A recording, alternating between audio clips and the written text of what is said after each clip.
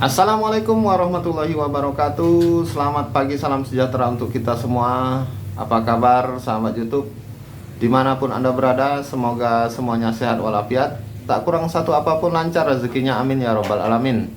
Kembali lagi dengan channel berita hari ini, hari Senin 10 April 2023. Bikin koruptor nangis darah, ini bocoran RUU Sakti Jokowi. Jakarta, CNBC Indonesia.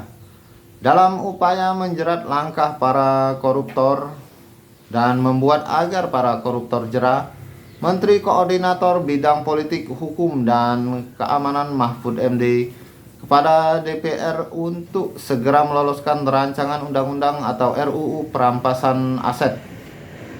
Hal senada pun diungkapkan Presiden Joko Widodo atau Jokowi, orang nomor 1 Republik Indonesia tersebut, menegaskan bahwa hal ini merupakan inisiatif dari pemerintah dan meminta RUU tersebut agar segera diselesaikan oleh DPR. Dalam belet yang masuk dalam program legislasi nasional atau Prolegnas 2023 ini akan memperkuat pemberantasan tindak pidana korupsi atau Tipikor di tanah air. Ini prosesnya sudah berjalan.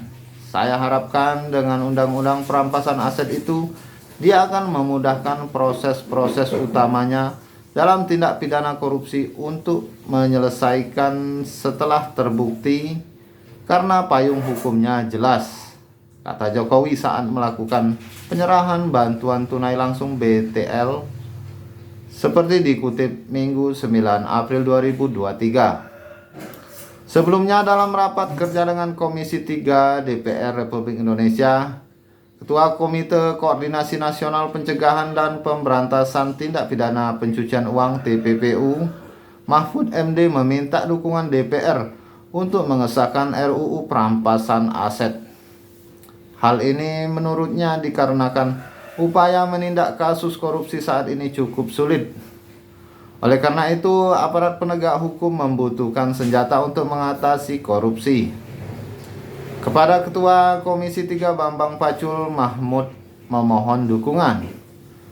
Tolong melalui Pak Bambang Pacul, Ketua Komisi 3, Pak, rancangan undang-undang perampasan aset tolong didukung paparnya.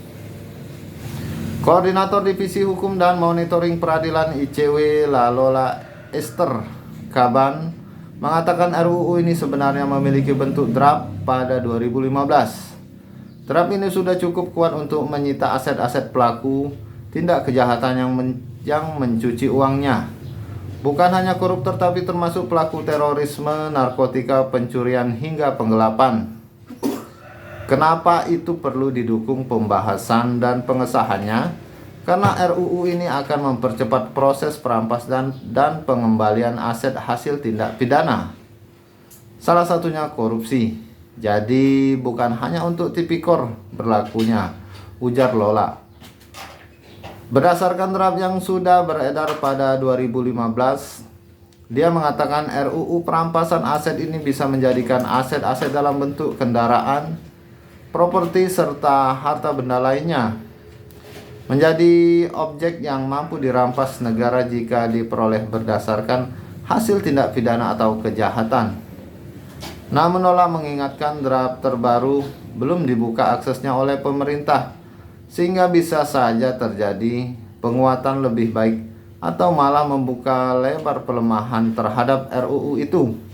Kendati begitu, Lola memastikan berdasarkan draft pada 2015 itu, RUU ini turut merencanakan mempercepat proses hukum perampasan aset hasil tindak pidana.